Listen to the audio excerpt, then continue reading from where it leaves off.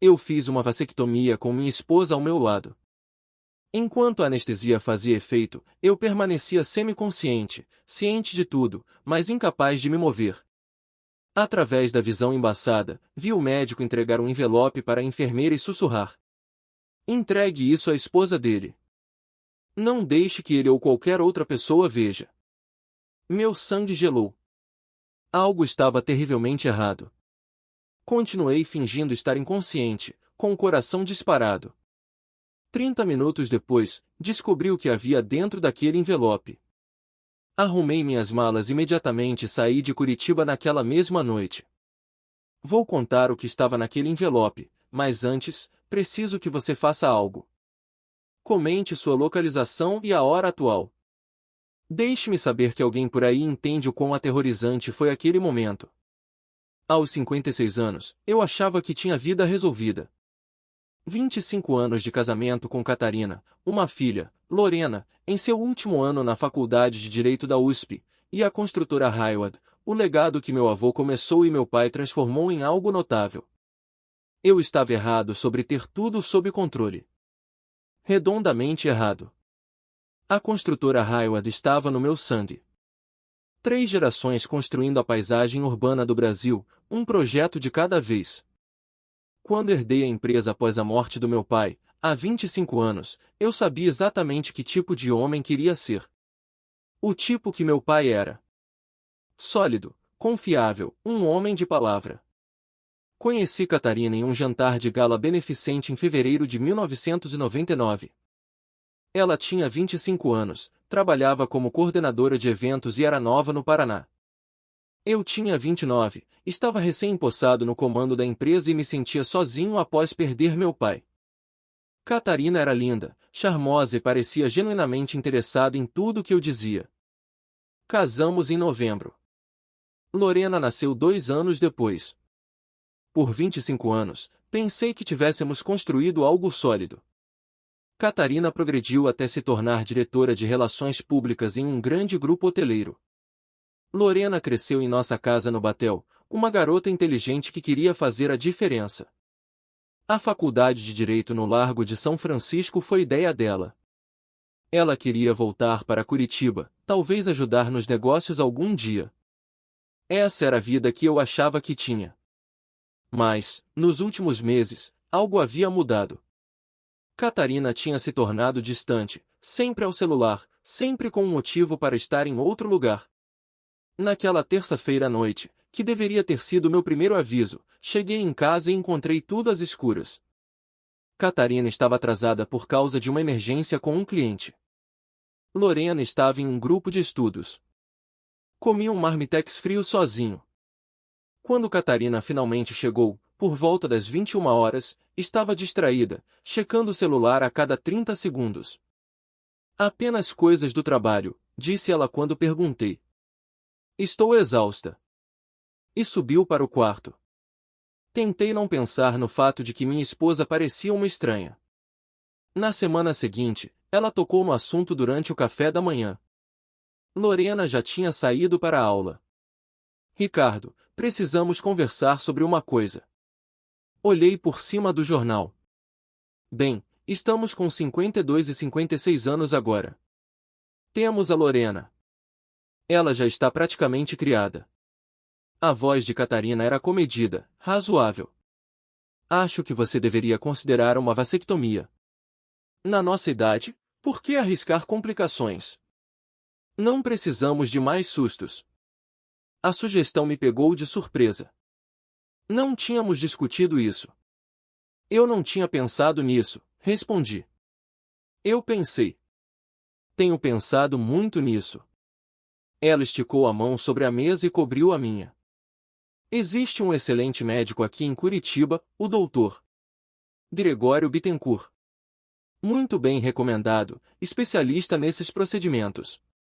Algo no jeito que ela falou fez meu estômago apertar. Não a sugestão em si, que era lógica o suficiente, mas o fato de ela já ter pesquisado médico, já ter um nome pronto. Você já deu uma olhada nisso? Perguntei. Eu só quero o que é melhor para nós. Para o nosso futuro. Ela apertou minha mão. Você pelo menos aceita se encontrar com ele? Olhei para minha esposa, para a mulher que amei por um quarto de século. Para o rosto que eu achava conhecer tão bem quanto o meu. Tudo bem, eu disse. Vou me encontrar com ele. Catarina sorriu. Obrigada. Vou marcar a consulta. Olhando para trás, consigo ver todos os sinais que ignorei. O jeito como ela já tinha planejado tudo, o alívio em seus olhos quando concordei. O fato de ela ter o nome de um médico pronto antes mesmo de eu considerar a ideia. Mas, na época, não vi nada disso. Vi minha esposa de 25 anos, a mãe da minha filha, a mulher que compartilhava minha cama e minha vida. A manhã do procedimento chegou 2 semanas depois, 15 de setembro, uma terça-feira. Lembro-me porque foi o último dia em que confiei em minha esposa. O doutor Gregório Bittencourt veio com ótimas recomendações. Isso deveria ter sido meu primeiro alerta. Catarina nos levou ao Hospital Santa Cruz às 7 horas da manhã. Ela checava o celular a cada 30 segundos durante o trajeto. Nada em comum, ela estava sempre ocupada com o trabalho, mas a frequência parecia diferente. Você está bem? Perguntei. Bem, apenas nervosa por sua causa. Ela apertou minha mão. Você sabe que eu me preocupo. Às 8h15, encontramos o doutor Bittencourt em uma sala de consulta. Ele tinha 51 anos, cabelos grisalhos, um relógio caro, o tipo de postura confiante que cirurgiões desenvolvem após anos sendo a pessoa mais inteligente em qualquer sala. Ele mal olhou para mim, dirigindo a maior parte de sua atenção para Catarina. O procedimento é rotina, disse ele. Anestesia geral, 45 minutos no total, recuperação rápida. Catarina fez perguntas. Muitas perguntas sobre a anestesia, a recuperação, os riscos. Bittencourt respondia cada uma com brevidade ensaiada, seus olhos encontrando os dela de uma forma que fez algo no meu peito apertar. Às 8h45, a enfermeira Michele veio me levar para o centro cirúrgico. Ela parecia jovem, uns 30 e poucos anos, com olheiras profundas. Catarina beijou minha testa. Estarei bem aqui quando você acordar. A sala de cirurgia estava fria, com luzes brilhantes sobre a cabeça. Michele conectou os monitores. O anestesista colocou uma máscara no meu rosto. Conte regressivamente a partir de 10, senhor Hayward. 10, 9, 8. O mundo ficou suave e escuro. E então eu estava flutuando. Consciente, mas não consciente. Eu conseguia ouvir vozes, mas não conseguia me mover. Não conseguia abrir os olhos. A anestesia me mantinha suspenso, ciente, mas paralisado. A esposa dele ainda está na sala de espera? A voz de Bittencourt, baixa, tensa. Sim, doutor, respondeu Michele, incerta. Ótimo. Assim que terminarmos, entregue este envelope a ela. Não deixe que ele veja. Ela sabe que ele está chegando. Meu ritmo cardíaco disparou. Eu senti a onda de adrenalina, o pico de medo. Mas os monitores permaneceram silenciosos. As drogas mantinham meu corpo imóvel, mesmo enquanto minha mente gritava. Doutor, não me sinto confortável com isso, começou Michele. Você é paga para auxiliar, não para ter opiniões, a voz de Bittencourt tornou-se ríspida. Entregue o envelope a ela quando ele estiver na recuperação. Entendido? Uma pausa. Sim, doutor. Forcei-me a ficar imóvel, a manter a respiração constante, a não dar sinal de que ouvirá cada palavra. O procedimento continuou. 30 minutos que pareceram horas. Minha mente corria por possibilidades, cada uma pior que a anterior. O que havia naquele envelope? Por que Catarina sabia que ele estava vindo? Às 10h30, levaram-me para a recuperação. Mantive os olhos quase fechados, observando por frestas enquanto Michele se movia nervosamente, olhando para algo no bolso de seu uniforme. O envelope. Catarina apareceu na porta. Posso vê-lo? Ele ainda está voltando da anestesia, disse Michele. O doutor Bittencourt queria falar com você primeiro. Sala de consulta 2, no fim do corredor. Perfeito, disse Catarina. Perfeito, pensei eu. Eles acham que ainda estou inconsciente. Assim que Catarina saiu, forcei meus olhos a abrir. Água, consegui dizer. Michele levou um susto. Senhor Hayward, o senhor acordou antes do esperado. Banheiro, eu disse, sentando-me. Minha cabeça girava por causa da anestesia, mas minha mente estava afiada como uma navalha. Fui até o pequeno banheiro e tranquei a porta. Pela janela estreita, eu conseguia ver diretamente dentro da sala de consulta 2. Catarina sentou-se sozinha a princípio. Então, a enfermeira Michele entrou, colocou um envelope sobre a mesa e saiu silenciosamente, sem dizer uma palavra. Catarina encarou o envelope por um momento antes de pegá-lo com as mãos trêmulas. Eu a observei abrir. O rosto dela se transformou. Choque, depois algo como satisfação, e então lágrimas. Mas não eram lágrimas de tristeza. Eu estive casado com aquela mulher por 25 anos. Eu conhecia seus trejeitos. Aquelas eram lágrimas de alívio. Um momento depois, Bittencourt entrou na sala. Ele sentou-se à frente dela, inclinou-se para a frente. Eles conversaram. Eu não conseguia ouvir através do vidro. Então ele esticou o braço sobre a mesa, colocou a mão sobre a dela. O gesto era familiar demais, íntimo demais. O polegar dele acariciou as costas da mão dela. Ela não se afastou. Aquilo não era um médico confortando a esposa de um paciente. Era algo totalmente diferente. Uma náusea genuína me atingiu. A anestesia, a traição, a fúria. Vomitei no vaso sanitário.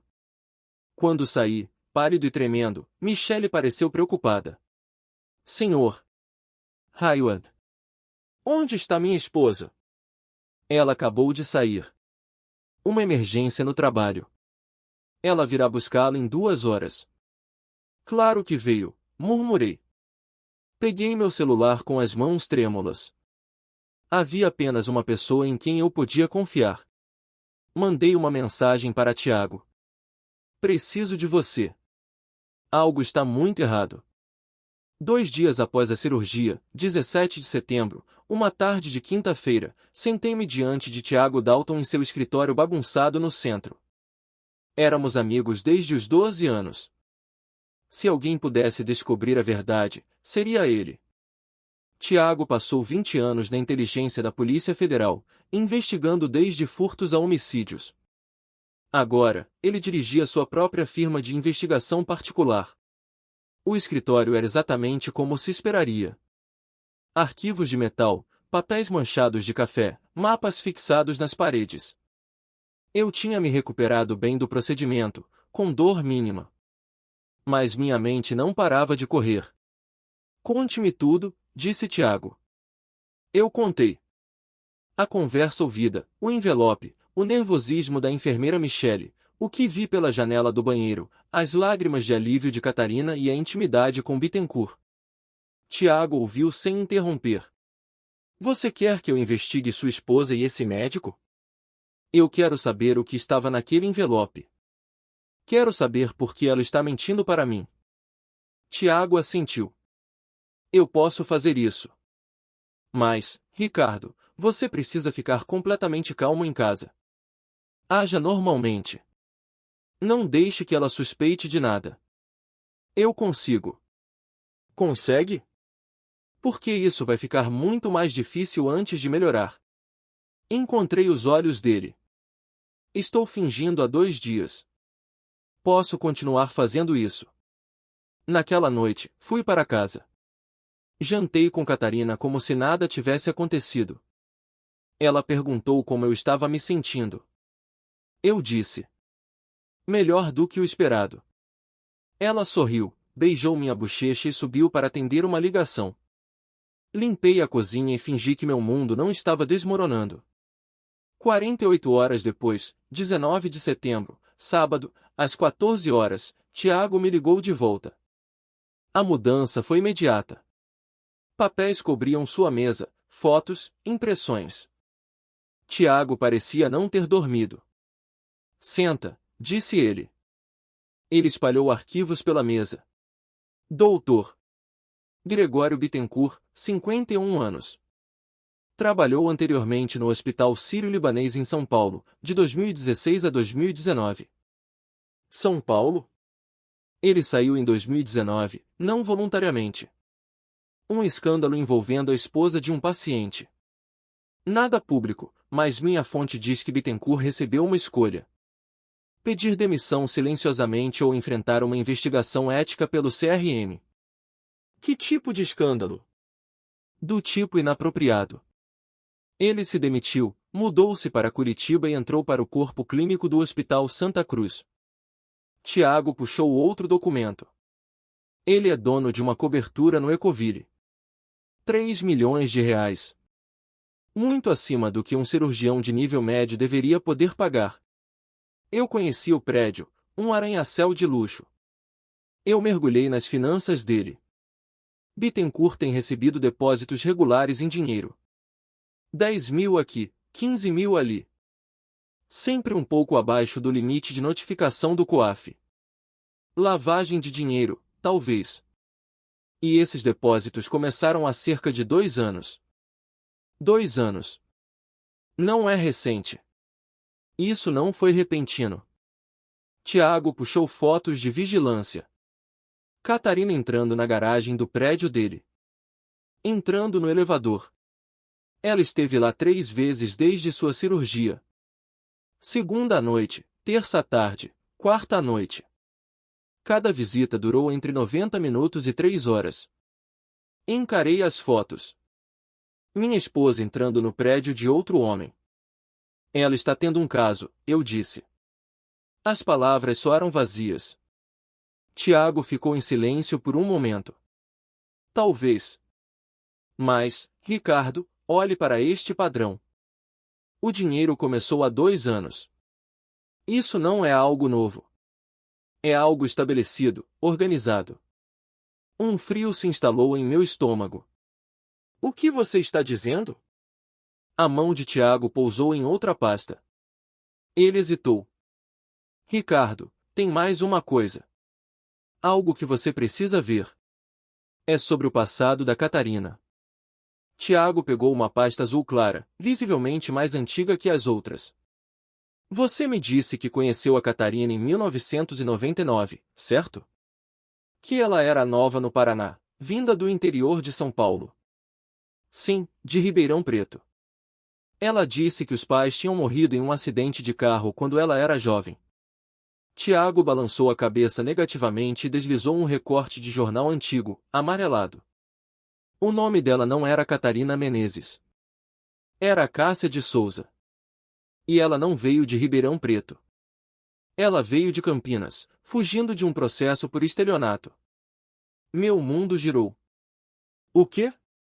Em 1997, uma mulher chamada Cássia de Souza, com as mesmas impressões digitais da sua esposa, foi investigada por seduzir e extorquir empresários em São Paulo.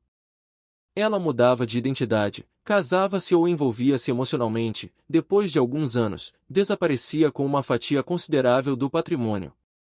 Ela nunca foi presa porque as vítimas, homens poderosos, preferiam o silêncio ao escândalo público. Isso é impossível, eu gaguejei. Ela é a mãe da minha filha. Estamos juntos há 25 anos. Exatamente, Ricardo. 25 anos. É o golpe mais longo da história ou algo mudou no meio do caminho. Mas agora, olhe para isto. Tiago abriu o prontuário médico que ele tinha conseguido de forma extraoficial. O envelope que o doutor Bittencourt entregou a ela. Eu consegui uma cópia do relatório que estava lá dentro através de um contato na administração do hospital. Ele me entregou um papel timbrado. Meus olhos saltaram para as conclusões técnicas. Eu não precisava ser médico para entender o que estava escrito em negrito.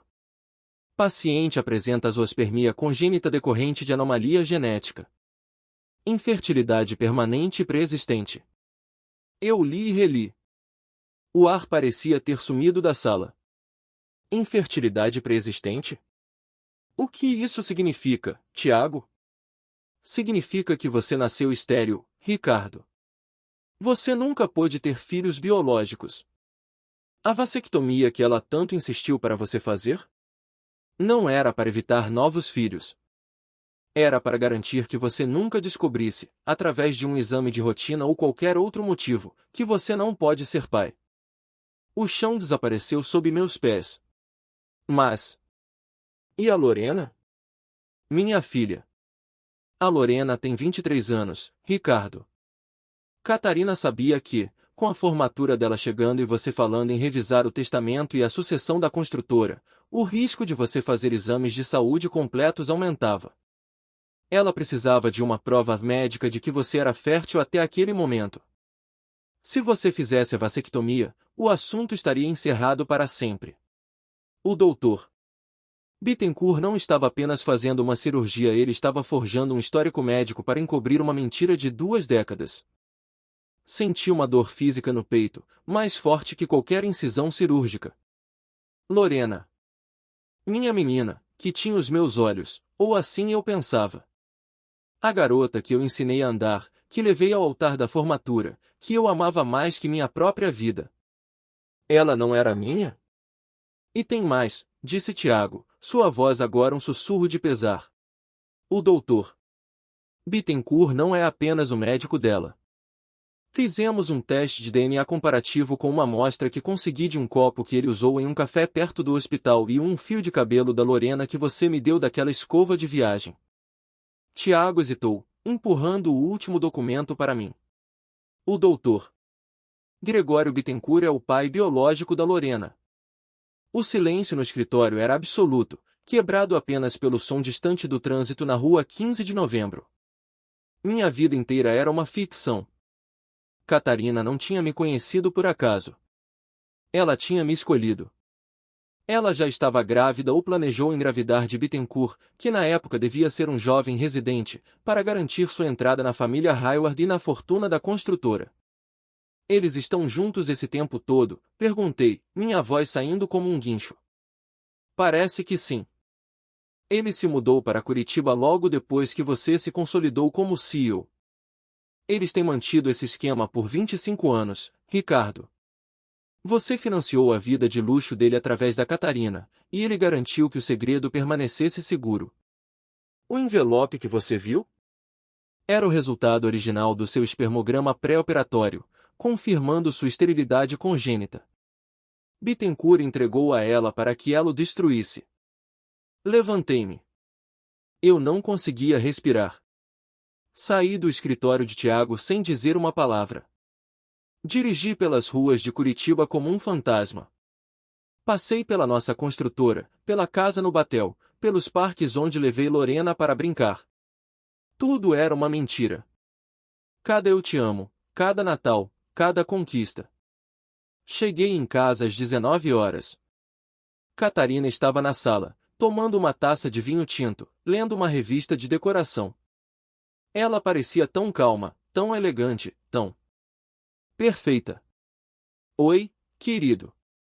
Como foi seu dia? Perguntou ela, sem desviar os olhos da revista. Foi revelador, Cássia, eu disse. A revista caiu de suas mãos.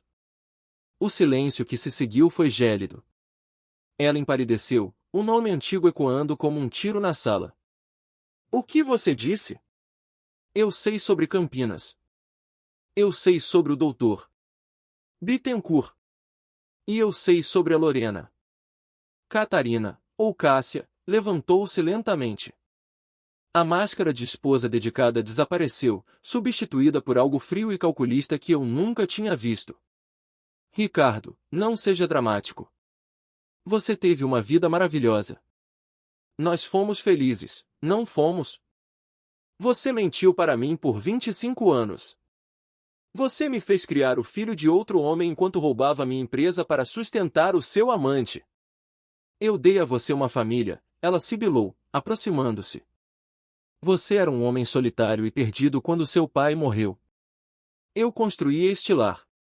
Eu dei a você uma filha que você adora. O que importa o sangue? O que importa é que nada disso era real.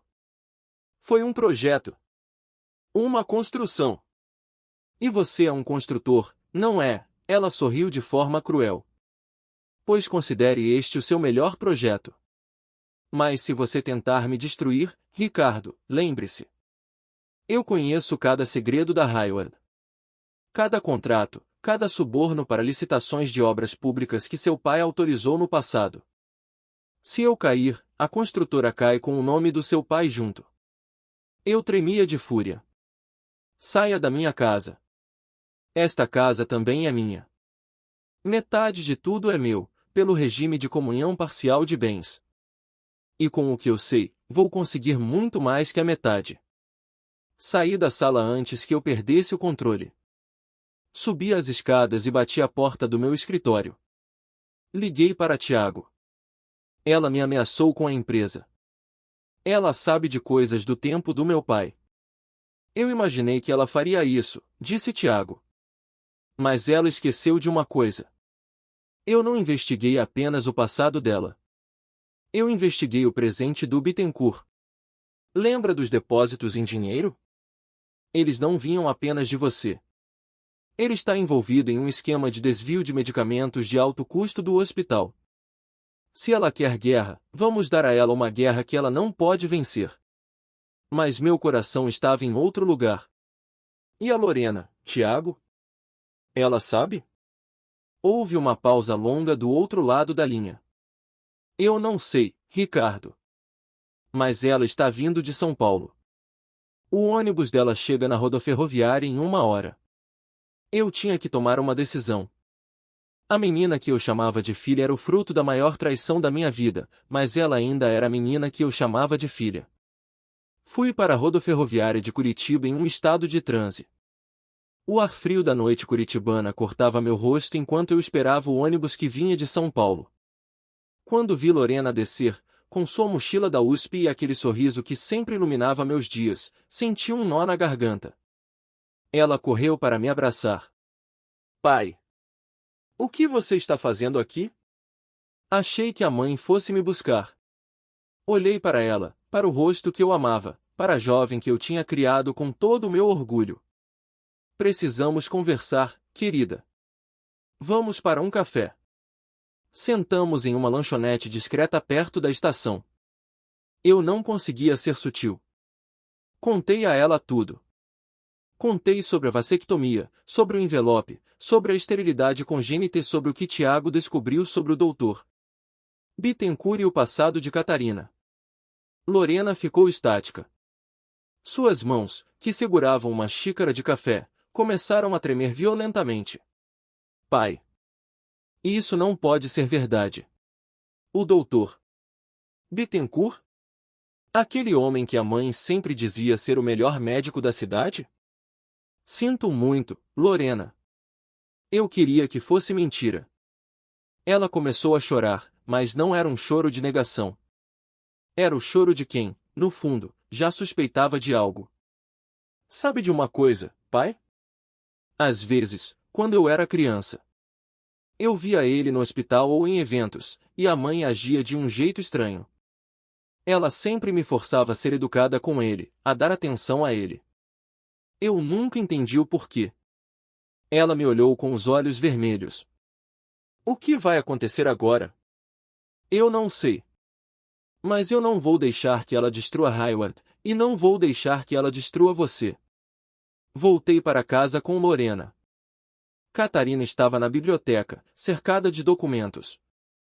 Quando nos viu entrar juntos, sua expressão mudou de arrogância para puro pânico. Ela não esperava que eu contasse a verdade para Lorena tão rápido. Lorena, querida, seu pai está confuso, ele passou por uma cirurgia. Começou Catarina, tentando usar sua voz de relações públicas. Cale a boca, Cássia, disse Lorena. Foi a primeira vez que a ouvi chamar a mãe pelo nome verdadeiro. Eu já sei de tudo. E como estudante de direito, posso te dizer uma coisa. O que você fez não é apenas imoral. É fraude. Nas 48 horas seguintes, o jogo virou. Tiago Dalton trabalhou incansavelmente. Ele descobriu que Catarina vinha desviando fundos da construtora Hayward para contas no exterior em nome de empresas de fachada ligadas ao Dr. Bittencourt. O valor chegava a 5 milhões de reais. Eu chamei meu advogado de confiança, Dr. Arnaldo, e apresentamos o ultimato na segunda-feira de manhã. Aqui está o acordo, eu disse, colocando os papéis sobre a mesa da sala de jantar. Você assina o divórcio abrindo mão de qualquer partilha de bens da construtora e da casa. Em troca, eu não entrego as provas de desvio de dinheiro e estelionato para o Ministério Público. E o seu amante, o Dr. Bittencourt?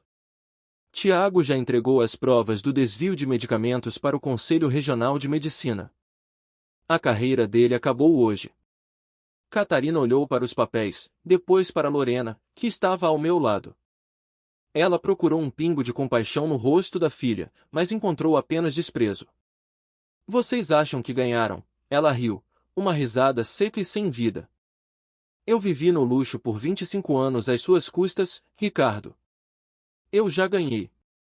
Ela assinou os papéis com uma caligrafia firme e saiu de casa com apenas 2 malas. Nunca mais a vi. Soube meses depois que ela se mudou para o interior de Goiás, tentando recomeçar com o pouco que restou de suas contas escondidas. Bittencourt perdeu o registro médico e responde a processos criminais em liberdade. Fiquei sozinho na grande casa do Batel. Ou pelo menos, achei que ficaria. Lorena decidiu terminar o curso de Direito na USP, mas passava todos os finais de semana comigo em Curitiba. Um dia, enquanto caminhávamos pelo Parque Barigui, eu disse a ela o que estava me corroendo. Lorena, eu sinto muito por tudo isso. Por você não ter o pai biológico que merecia. Ela parou e segurou minhas mãos. Pai, escute bem. DNA é apenas uma molécula. Família é construção. E ninguém constrói melhor do que um Hayward. Você é meu pai. Ontem, hoje e sempre. O resto é apenas um erro médico. Lágrimas de um alívio que eu não senti há meses escorreram pelo meu rosto. Hoje, a construtora Hayward continua de pé. Estamos focados em projetos de habitação social agora, algo que meu pai sempre quis fazer, mas nunca teve tempo. Lorena se formou e agora é a diretora jurídica da empresa. Ela é brilhante, ética e carrega o nome Hayward com mais honra do que qualquer laço de sangue poderia garantir. Aprendi da maneira mais difícil que a confiança deve ser conquistada, não apenas presumida por causa de um contrato de casamento. Mas também aprendi que o amor verdadeiro sobrevive à verdade, por mais dolorosa que ela seja. Deixo este relato como um aviso. Protejam seu legado, conheçam as pessoas com quem compartilham sua vida, mas nunca fechem o coração para aqueles que provam, dia após dia, que merecem estar nele. A verdade sempre aparece. E quando ela aparecer, certifique-se de estar cercado por quem realmente importa. Obrigado por ouvir minha história até o fim. Se ela tocou você, deixe um like, escreva nos comentários o que mais te marcou e não se esqueça de dizer de onde você é. Inscreva-se no canal, muitas outras histórias ainda estão por vir.